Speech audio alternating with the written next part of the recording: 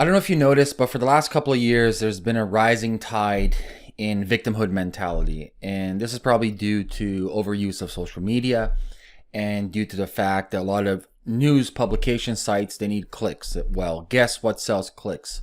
Fear-based news. Fear always is a deeper driver of emotion. And the reason why we humans are like this is because of our cognitive biases. There is innate genetic reasons why we have a fearhood mentality, groupthink mentality. As I mentioned in my last video, it served a purpose when we were hunters and gatherers, but it doesn't serve a purpose today. And you see a rising tide here in North America. Socialism is on the rise, victimhood mentality is on the rise, and everyone's pointing fingers. There's actually a good Greek saying for that.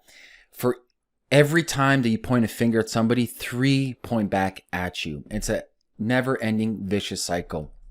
And so one of my favorite authors of all time, and if you haven't read this book, go read this book today, and that's Viktor Frankl, Man's Search for Meaning. And he quotes, "Everything can be taken from a man, but one thing, the last of the human freedoms, to choose one's attitude in any given set of circumstances, to choose one's own." To paraphrase. And if you don't know about Viktor Frankl, like I said, please read his book. He was in Auschwitz during the Holocaust. He saw the worst of the worst of human beings. But he saw two really interesting things. He saw people who could survive and people who couldn't survive. And the only difference between the two, and all of them had the same environment. They were stripped away of their dignity. Their families were killed. Everything from them was ripped away. But the one thing that they can't rip away from you is how you respond to your circumstances. And so the people that survived, the people that were able to cope with this, were the people who were able to control their response and how they viewed what was happening to them. As opposed to playing a victimhood, they responded in a different way of empowerment. And so, today, we live in a society where everything is somebody else's fault. And as a result, we feel that we have no ownership of our own lives or what happens with it. Most people have a victimhood mentality. The reason why I'm doing this video is I was recommended to do it about millennials. But this isn't just to millennials. This is applicable to everybody. It doesn't matter if you're millennial, Gen Z, Gen X, whatever it's called. This applies to all age groups. This applies to everybody anywhere around the world. And it's tough because people who are in this circumstance, I wouldn't say circumstance, people who are in this paradigm of victimhood mentality, it's subconsciously going on, because of the cognitive pressures that they've been through. You know, it's not just by mistake you end up in a victimhood scenario. It can happen through just the roll of the dice. Like fuck, man. Life sucks sometimes for some people. That's the fucking reality, man. It's, you're born into a really fucked up family. Shitty roll of the dice. You're born into a war-torn country. Shitty roll of the dice. It's fucked. It's really fucked. However, it's people tend to stay in that cycle, and it's not till you go through personal development. It's not till you go through therapy, and therapy you can define as spiritual therapy, psychedelic therapy, cognitive therapy, whatever you want to define it as. But until you go through the process of self-discovery, you're going to be stuck in this victimhood mentality. And social media makes everything fucking way worse. Ridiculously way worse. My recommendation is don't go on social media. These are called the 3Ds. If you see people presenting these 3Ds, or if you see yourself presenting these 3Ds, these are usually the classical tales of somebody who is classical victimhood mentality. Number one, and this is for all victims of anything in life, is denial. The first step to healing in any process, whether it's a physical ailment, whether it's a spiritual ailment, whether it's a mental ailment, financial ailment, ailments of all kind, the first obviously is denial. This is the first step in AA. So denial expresses itself by ignoring or minimizing essential facts. They just don't want to accept the reality that they are in currently. They refuse to because their reality hurts too much. And this is why people medicate. And you can define medication in many different ways. Medication can be literally medication through drugs, alcohol, pharmaceuticals. Medication can be through food. Medication can be through the sheer act or the very act of being a victim. And there's actually a medical term for that. Forget what it's called. But acting as a victim is your medication. You want people to feel sorry for yourself. So denial is the first expression of somebody who has victimhood mentality. Number 2, delusion. They express itself by creating a false, more variable reality. So they delude themselves into a reality that doesn't exist whatsoever. And they try to create alternative facts that fit in their narrative. And this is called confirmation bias. Like I said, it's all the cognitive biases that come together to put pressure on you.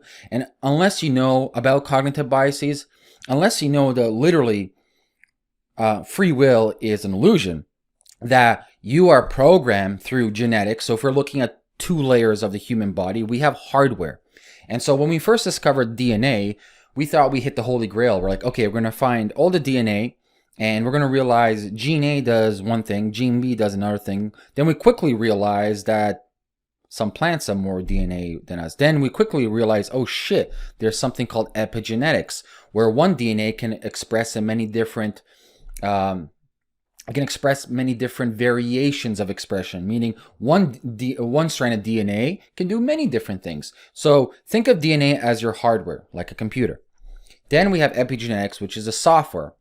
Now, software is programmed by many different ways. Software is programmed on from the fetus until your age of 7. So the nutrition, the social cohesive bond in your family or lack of family, the social cohesive bond in your, let's say, culture. So let's say religious group or society group, the social cohesive bond of your neighborhood, obviously social economics, etc. And then finally, physical things you can't control. You got in a car accident. You went on a trip and severely injured yourself that you were stuck in bed for 8 months and you gained weight and now you're miserable, etc. And then finally, after the delusion process, it's a default process. So once the denial sets in, once the delusion sets in, now that's the default. And then that rinse and repeats. So you should ask yourself these questions. Do you have denial in your life? Do you have delusion in your life? And is that your default? As opposed to your response. As Viktor Frankl talks about, you never want to react. You always want to respond. So denial, delusion, and default. I want you to take a look at this graph here. And look at the bottom of the graph, and then we'll come back to the top of the graph. So bottom of the graph is classical victimhood diagram, right? You have 3 types of victimhood mentality. You have rescuer, victim, and persecutor. And they work in a trifecta. One needs the other, and so forth and so forth. And they feed off of each other. It's a vicious cycle of negative energy. And you tend to see it. There's a saying, like attracts like. So people want to hang around with people that represent how they think. They want to hang around with people how they look like themselves. They want to hang around with people in their own religious groups. They want to hang around with people in their own social economic groups, etc. So like attracts like. And it becomes worse and worse because you keep on attracting same people that have the victimhood mentality. And guess what? It becomes a vicious hurdle down. It's like crabs in the bucket. Everyone's grabbing each other. And no one wins. As opposed to the empowerment dynamic, where you're the creator of your life. You are God itself. You're the coach of yourself, and you challenge yourself. This is an amazing feedback loop. Once again, these are all feedback loops, fractals of life. This fractal of life creates a model of going up, as opposed to the victimhood mentality, which creates a model of going down. One is about empowerment. One is about what Viktor Frankl talks about, controlling your response to your stimuli, whatever that may be, whatever has happened to you. There's a good Buddhist saying, there's a Buddhist story. A mother who has lost her son is grieving heavily. Crying and sad, approaches the Buddha. And the Buddha asks, "What is wrong, Mom?" And the mom says, I have lost my son. I'm broken. I don't know what to do, and I'm depressed. And the Buddha says, look around you. Who hasn't lost? And so what the Buddha is saying is everyone has lost. Everyone has suffered. For fuck's sakes, the Buddha is saying life is suffering. But people take that as a negative connotation. It should be a positive connotation. Through suffering, you find enjoyment. Through suffering, you find lessons. Through suffering, you find growth. But it's how you perceive it, right? If you're denying the suffering doesn't exist, then you can't change yourself. If you're deluding yourself that everyone else is at fault but yourself, then you can't fix yourself. And so looking at these diagrams, they paint a perfect picture of mental models between somebody who wants to empower themselves and therefore empowering others, as opposed to one who's in a victimhood mentality who wants to drag everybody down. And so Buddha had a saying, life is the creation of our mind. And so you might be wondering what to do, right?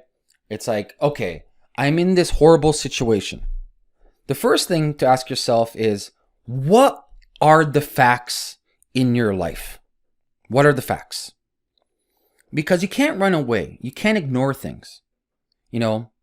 If you are in an economic situation, if you are in a bad relationship, if you are whatever, doesn't matter. If you are X, fill in the blank. You must audit and figure out what the cold, hard facts are. Facts do not lie. Once you have the facts, then we can break that down into steps to fix those facts. Because most people want an easy button in life, right? Big green button, bang, easy, everything's fixed. Life doesn't work that way. People always want to jump to the end. Joseph Campbell talks about it. It's like life, the process is the journey. There is no end. The end is the journey itself. Once you understand your facts, we can break it down into tangible tidbits of actionable steps. And I would actually recommend reading Jordan Peterson's book about this. Fantastic book. And so most people try to bite too much they can chew. And so I would recommend first auditing, asking yourself, what is the fact I'm in? Number 2, which one do I want to handle first? And then how do I handle this, right? I made a video a long time ago about auditing your friends. Some people thought it was a joke and I was talking about auditing your friends, but I wasn't kidding around. I was literally speaking about that. I'm not talking about kicking out in a violent way. I'm not talking about telling them fuck off. I'm talking about surrounding yourself with people who have let's go back to here, the empowerment dynamic. And so you can't get out of your situation if you're around people who are in the victimhood mentality. And if you start making excuses that you can't find people who are in the dynamic empowerment, then you're in that delusional state. You're back to your default state. Anytime you make any excuse, you go back to your default state. Just remember that. This is a litmus test that you can do. Any single time that you make excuses, you are once again delusional. There is a famous Aesop's fable, it's called, with the fox. So there's a story about the fox and the grapes. I don't know if you know about it, but the fox forever is trying to get these grapes. Jumping, and he can't get the grapes. And finally one day he gives up. He's like, fuck those grapes. And he makes up a story, a narrative in his mind that these grapes are sour. Hence the phrase sour grapes. And so he's made up the story, right? So he couldn't do it. So he had to make up a narrative of why he couldn't do it. Yeah, the grapes are sour. I don't need the grapes, bullshit stuff. The stories that we tell to ourselves.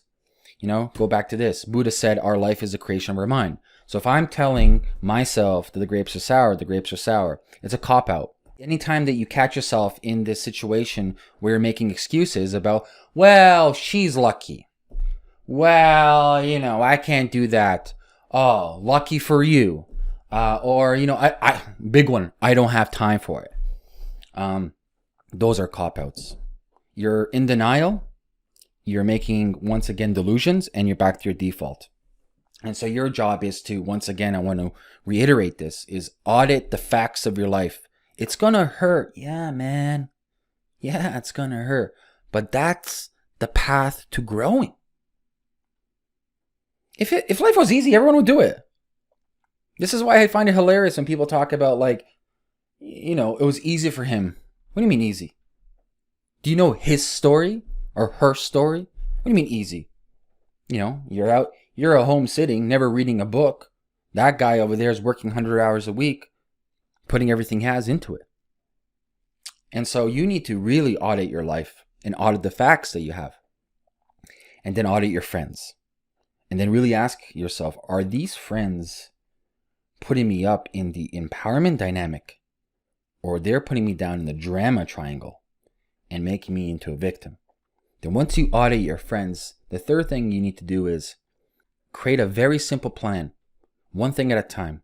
It could be, for example, victimhood mentality when it comes to money. It's easy for you. Lucky for him, blah, blah, blah. Ask yourself, why in my whole life I've never been able to make wealth? Why? Other people make it. So there is a formula. It works. It obviously works. What are they doing that I'm not doing? What am I not accepting? Right? Remember what I said last video? He who thinks he knows doesn't know. He who knows he doesn't know knows. It's about staying humble. And it's about shattering your ego. The ego, people view ego as negative. Ego is not negative. Ego is innate. Ego is nothing. Ego is not good. Ego is not bad. Ego is a mechanism in your mind of self-defense. The ego, more or less, is constituted from the age of like 0 till 8, give or take. And so the way that you are, your character, how you behave, is based on two things I mentioned before. Based on hardware, they're based on epigenetics. And epigenetics meaning social structure, family structure, socioeconomic structure, etc. And so the way that you express yourself, these are masks, the archetype of the subconscious mind, different masks. And these masks aren't evil or good. These masks were created to protect yourself when you're younger. The way we behave is through trauma. The mask that we have is protecting our trauma inside of us. And these masks serve their purpose when you're younger, but doesn't serve the purpose for you today. If you look at most people who are in the victimhood mentality, there's a common denominator. It's them. They've been the same their whole life. It wasn't like overnight they become in a victimhood mentality. It's not like, oh, tomorrow I'm the victim. Boo hoo hoo. Boo hoo hoo. This is why if you look at statistics for millionaires who go broke, they rebuild their wealth extremely fast because they have the model and they don't fall into the victimhood mentality. They fall into the empowerment dynamic. And so I'll leave you with this quote again. Buddha said, our life is a creation of your mind. And so don't fall into this victimhood mentality. So here's a checklist. Go get Viktor Frankl's book. Audit your life. Ask yourself, do you fall in the 3Ds, the toxic 3Ds? And then take it day by day. Don't deny facts.